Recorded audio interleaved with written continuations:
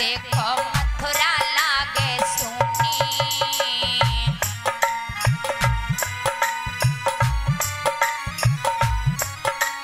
बिन मैया के उध देखो मथुरा लागे सोनी।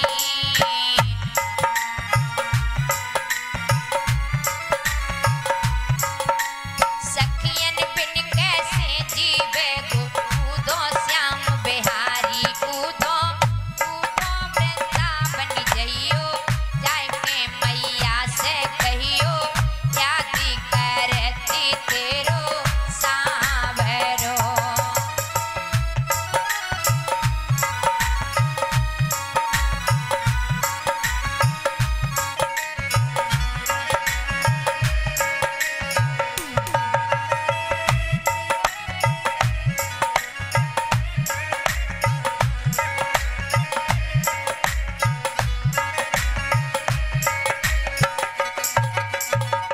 प्यारे भक्तों, उद्धव जी ने कहा चिंता ना करो, हम उन ब्रजवासियों को ऐसा ज्ञान कराएंगे वो ब्रजवासी आपको भूल जाएंगे, फिर कभी वो याद नहीं करेंगे।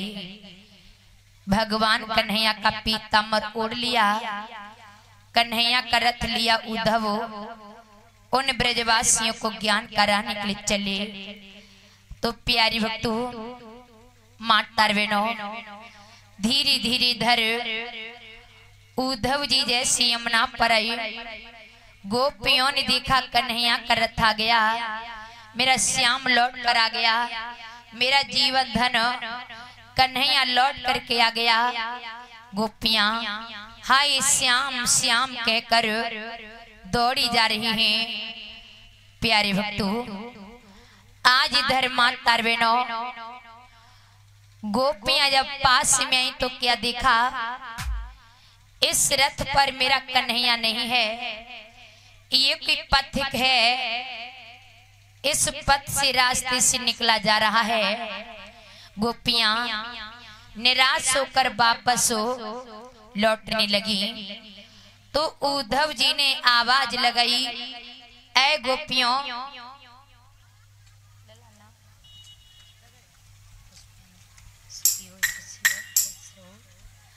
और पुष्पेंद्र बेटा जी माला डाल करके स्वागत कर रहे हैं। जीवन भी पुष्पों की तरह महकता रहे, मंगलमय जीवन बना रहे, प्रभु करते रहे कृपा। तो प्यारे भक्तों, माता बहनों, आज गोपियां निराश होकर के लौटने लगी। उद्धव जी ने कहा, अरे गोपियों, कहाँ जा रही हो, पीछे लौट करके आओ। देखो मैं मथुरा से श्याम का संदेशा सुनाने के लिए आया हूँ। तो आज राधे रानी ने कहा कि हे उद्धव, आपने आने में बहुत देर कर दी। आप जो श्याम का संदेशा लेकर आए हो, आपने आने में बहुत देर कर दी। तब तक हम सभी ब्रज की गोपियां बैरागिन हो चुकी हो। अब तुम्हारा ज्ञान मुझ पर कोई काम नहीं करेगा। उद्धव जी कहने लगे कि हे राधे, जिस दिन से कन्हैया मथुरा को गई, वो इतने बीमार पड़ गए, उनके बचने का कोई भरोसा नहीं है, इतने बीमार हैं। तो राधे रानी ने कहा कि हे उद्धव, तो तुम मुझे ये संदेशा सुनाने के लिए आए हो कि कन्हैया इतना बीमार है। अरे तुम जाओ, मेरे कन्हैया की प्राणों को बचा लो, ताकि मेरे कन्हैया को कुछ न हो।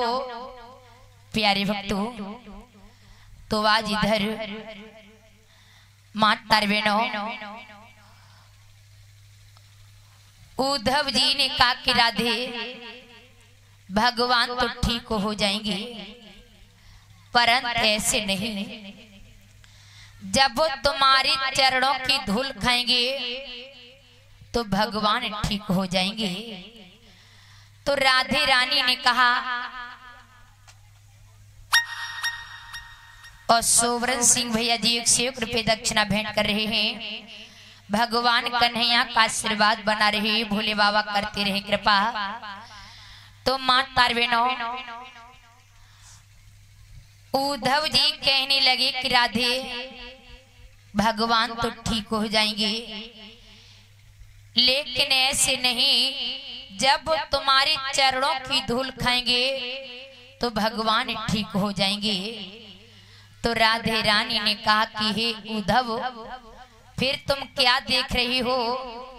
अरे मेरे चरणों की धूल ले जाओ और कन्हैया को खिला दो, मेरा श्याम ठीक हो जाए, मेरे कन्हैया को कुछ न हो।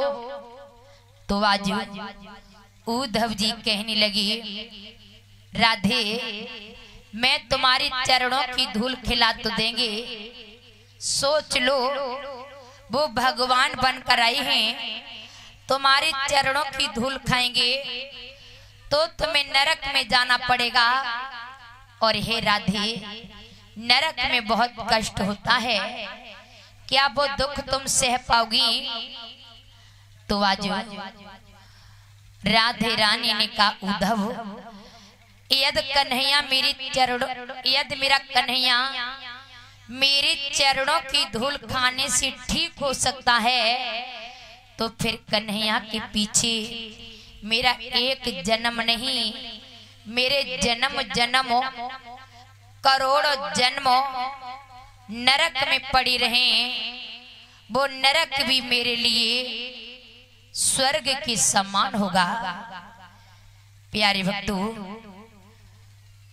आज उद्धव जी अपने ज्ञान को भुला बैठे, राधा राधा रटने लगे। धन्य है राधे, भगवान के पीछे तुम नरक में भी रहने के लिए तैयार हो। उद्धव जी राधा राधा रटते रटते रथ पर बैठ गए और रथ को लेकर के वे मथुरा में आगे कन्हैया के पास खड़े हो गए। पर उन्हें खबर ये नहीं कि मैं कहां पर खड़ा हूं। कन्हैया ने कहा उद्धव गोपियों को ज्ञान करा आए।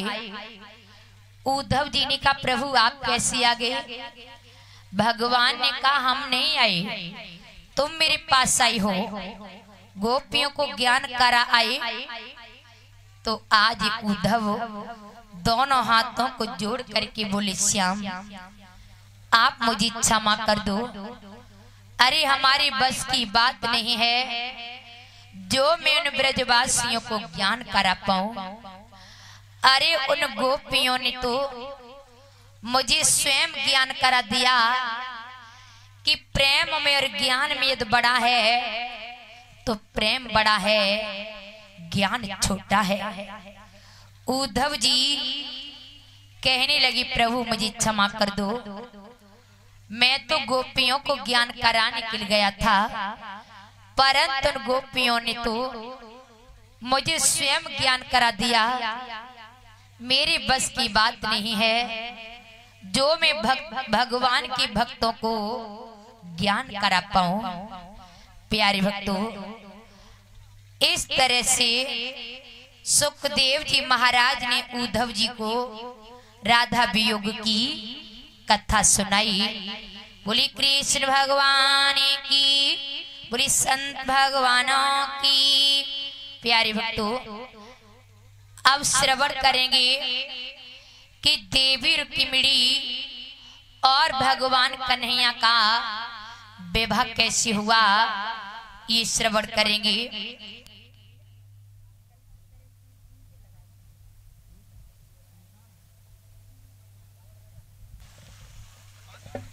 प्यारे भक्तों, उससे पहले एक बार सभी भक्त गाएंगे, फिर कथा को श्रवण करेंगे।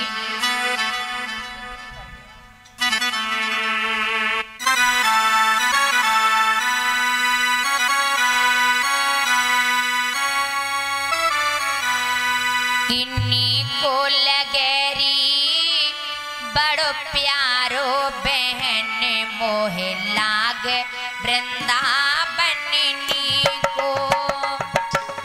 सभी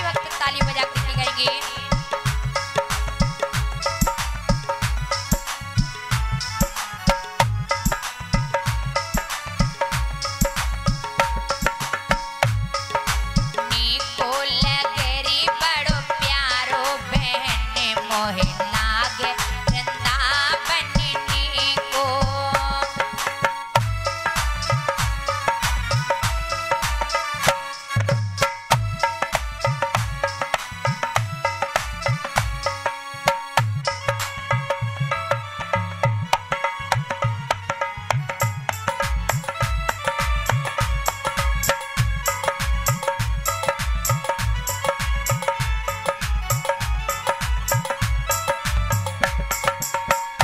और साथ में भाभी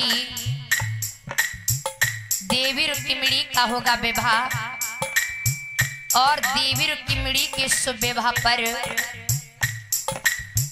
और मैया श्रृंगार का सामान भेंट कर रही हैं और चूड़ी लेकर के आई हैं।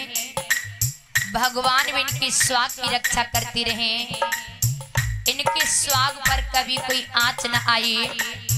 प्रभु करती रहे कृपा, देवी रुक्मिणी कन्हैया का आशीर्वाद बना रही।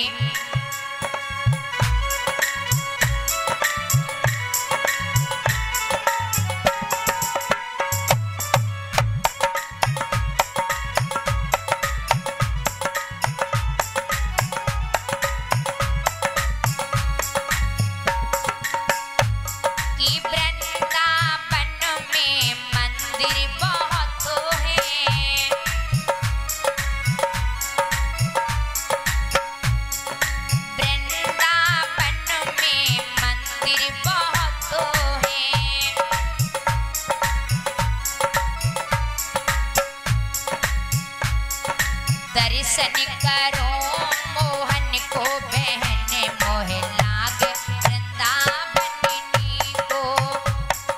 दर्शन करो मोहन को बहन मोहे लागे वृंदावनी को।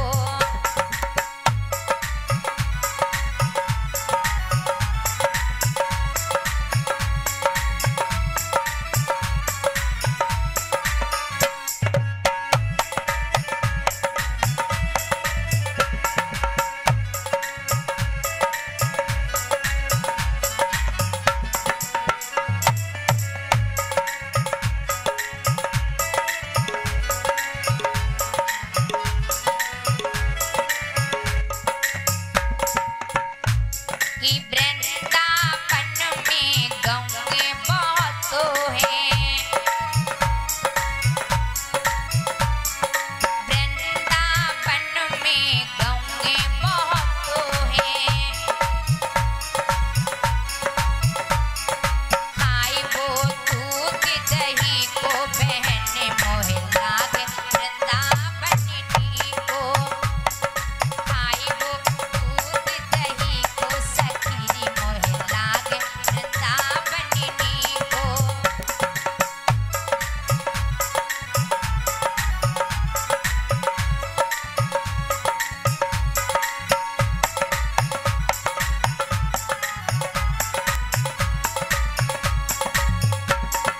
नीको लगरी बड़ो प्यारो बहन मोहे लागे वृंदावनी को।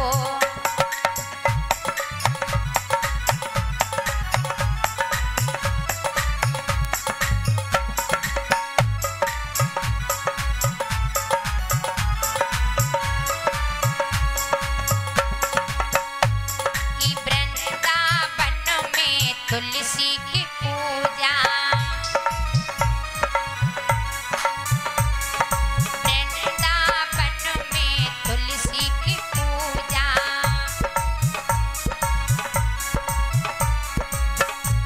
कि नाही वो नाही वो जमुना जी को बहन मोहे लागे वृंदावनी को। नाही वो जमुना जी को बहन मोहे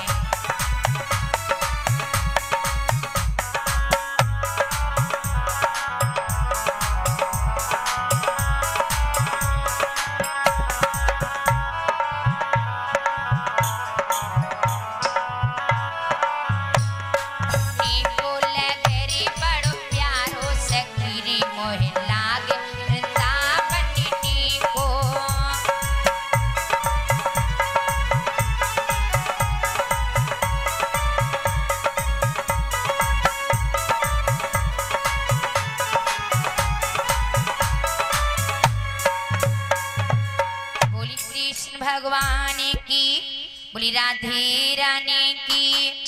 प्यारे भक्तों,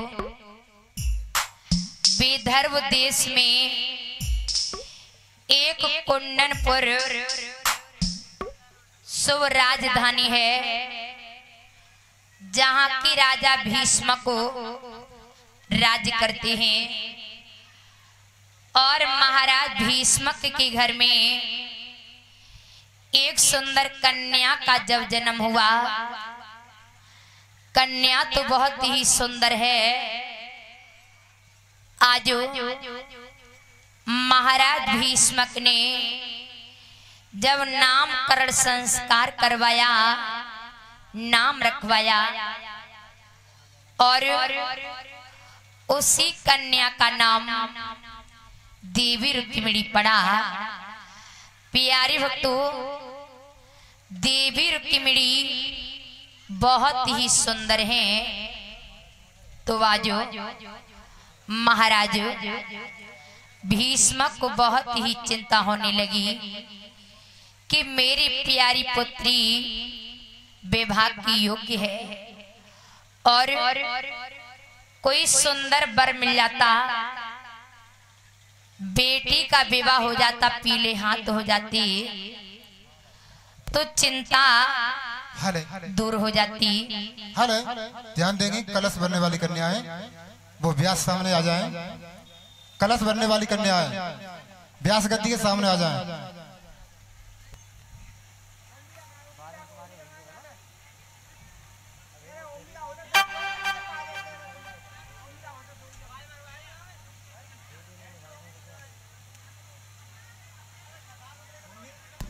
हेलो ओमवीर, ओमवीर अगर मेरी आवाज सुन रहे हैं तो व्यास गद्दी के सामने आ जाओ।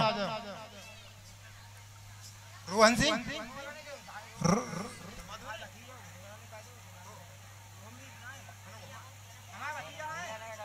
हेलो ओमवीर कोमल के भतीजे, ओमवीर कोमल के भतीजे अगर आवाज सुनने हो तो व्यास गद्दी के सामने आ जाए।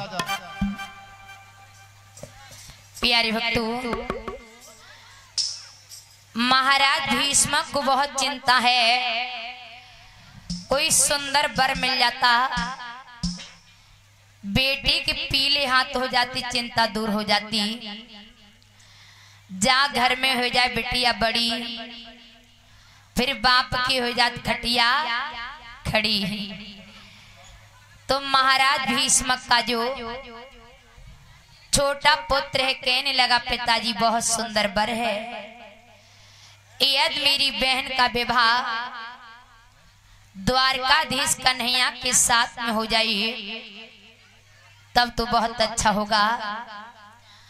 महाराज भीष्म ने कहा, बेटा ये तो हम भी सोच रहे थे, आज तो तुमने मेरे मन की बात कह दी। तो वाजो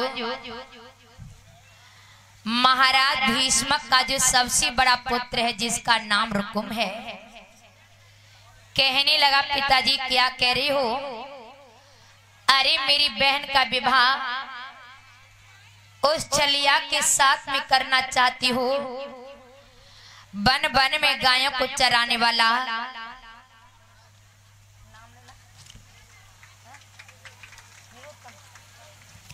अब विवेक बेटा जी माला डाल करके स्वागत कर रहे हैं। भगवान कन्हैया का आशीर्वाद बना रहे लला पर। प्यारे भक्तों, माता बहनों, अब धीरे धीरे इधर महाराज भीष्म बोली, बेटा तुम्हारी नजर में कोई सुंदर वर हो तो तुम बताओ। तो आजो रुकुम कहने लगा, पिताजी बहुत सुंदर वर है, यदि मेरी बहन का विवाह मेरे साली शिषपाल के साथ हो जाए तो बहुत अच्छा होगा। तो माता बहनों, आज इधर महाराज भीष्म ने कारी पगले, तेरी मती तो नहीं मारी गई, तू अपनी बहन को उल्टा ले जाएगा। रुकुम कहने लगा, पिताजी बहन का विवाह होगा तो साली शिषपाल के साथ होगा, उस छलिया के साथ बहन का विवाह नहीं होगा। तो माता बहनों, पुत्र के आगे पिता की एक न चली और रुकुम ने पत्र लिखकर साली शिषपाल के लिए भेज दिया। ऐ साली शिषपाल, मैं अपनी बहन का विवाह और तुम्हारे साथ में करना चाहते हैं। आप समय से मेरे द्वार पर आ जाएं और मेरी बहन को यहाँ से लेकर के जाएं। तो माता बहनों, अब तो शिषपाल बनो दूल्हा और पटका डारो। जैसी पालकी की तरफ बढ़ो तो भाभी बोली लला का बिना काजल लगवाए जा रहे हो। अरे काजल तो लगवाई लियो। तो आज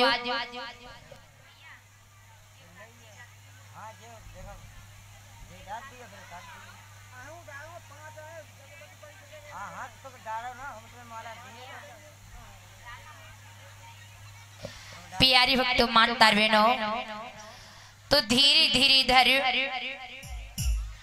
आजो भाभी बोली लला और साथ हमारी कोमल भैया जी माला डाल करके स्वागत कर रहे हैं। भगवान का आशीर्वाद बना रहे। यज्ञपति और परीक्षित जी खड़े हो जाएं चारों लोग, और योगेश बेटा जी माला डाल करके स्वागत कर रहे हैं। इस शिभव मंगलमय जीवन बने बेटा का।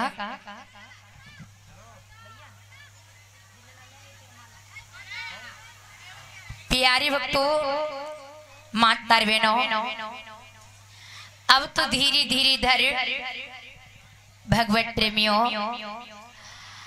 आज इधर और भाभी बोली लला शादी तो कर भी जा रहे हो, का बिना काजल लगवाए जा रहे हो। काजल तो लगवाए दो। और जो भाभी ने अपनी उंगली में काजल लो, पास में लड़की ने खड़ी ने छींक दो।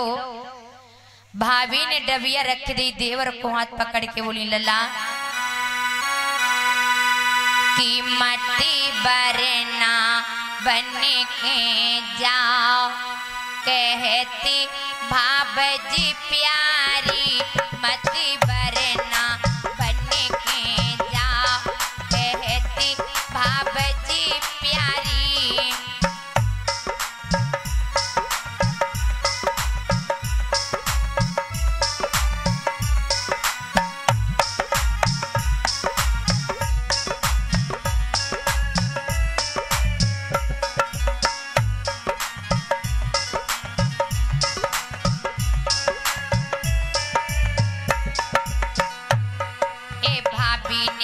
डबिया खोली छीक सामने हो,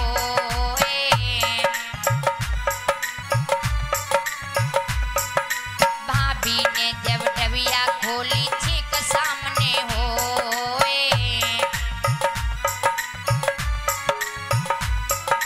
तीबर को भाभी समझावे असगुन भारी हो, मुसीबत बेटा है प्यारी मती बरना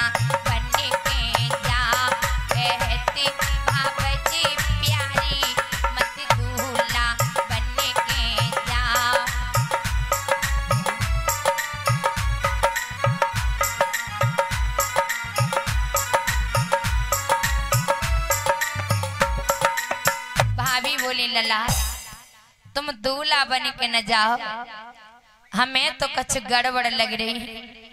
शिषपाल ने अपनी भाभी में धक्का दो की दूर है। अरे तू काजल न लगे तो का हमारो ब्याह ना होए। एकदम से भैया वो पालकी में बैठ गो और जैसी प्यारी भक्तों पालकी कुंडनपुर में आई, बारात कुंडनपुर में आई। देवी रुक्मिणी ने देखो आएगो बेरी लेन के ले तो माँ तार बहनों देवी रुक्मिणी बहुत दुखी हो गई और कहने लगी कि श्याम मैंने तो आपको अपना पति माना है और मेरा भाई मेरा विवाह अपने साले शिषपाल के साथ में करने के लिए जा रहा है और मैंने तो आपको अपना पति माना है। अब आपके अतिरिक्त तो मैं किसी और के साथ में विवाह कर नहीं सकती हूँ। तो माता बहनों आज धीरे धीरे धर भगवत प्रेमियों देवी रुक्मिणी मंदिर में पूजा करने के लिए तैयार हुई। मैं तो कन्हैया के साथ में ही विवाह करूंगी, शिषपाल के साथ विवाह नहीं करूंगी। तो आज देवी रुक्मिणी ने और पूजा वाली थाली ली, मंदिर में पूजा करने के लिए आई और देवी रुक्मिणी गाने लगी।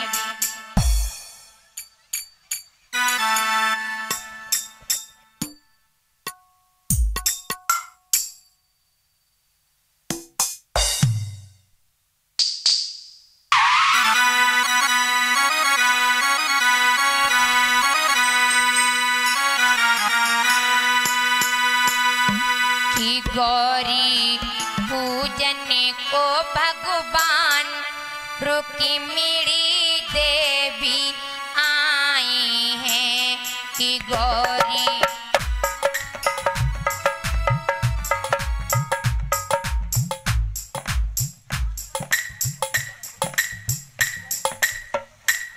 और गौरी शंकर के सुपुत्र और बेटा जी माला डाल करके स्वागत कर रहे हैं। भगवान भोलेनाथ का आशीर्वाद बना रहे लल्ला पर।